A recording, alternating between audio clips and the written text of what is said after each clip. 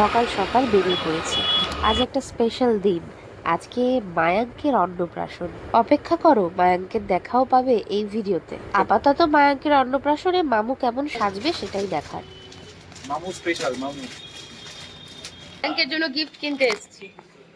Shopping সেরে চলে গেলাম মায়াঙ্কের জন্য একটা ছোট্ট উপহার কিনতে। আসলে ইচ্ছে অনেক কিছু, কিন্তু ওই যে স্বাদ থাকলেও সাধ্য তো সবসময় একরকম থাকে না। তাই চলে গেছিলাম আর্ট সেন্টারে।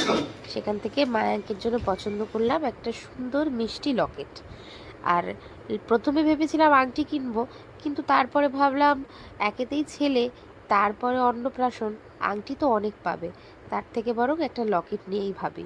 তো যেমন ভাবা তেমন কাজ, কিনে নিলাম একটা ছোট্ট পুচকে লকেট আমাদের পুচকে সোনার জন্য।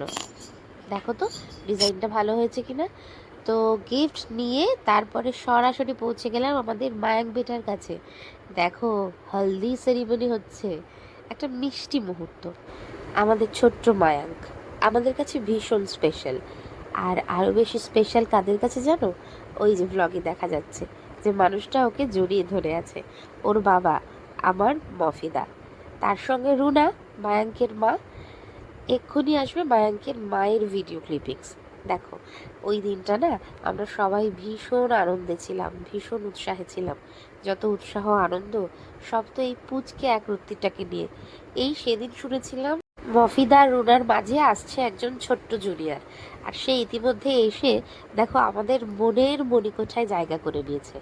সকালটা কি ঝলমলে, কি সুন্দর লাগছে দেখো। আর রাতের ভিডিও কিন্তু আরও সুন্দর হতে চলেছে। তাই আজকের মতো শেষ করছি, দেখা হবে পরের ব্লগে। বাই।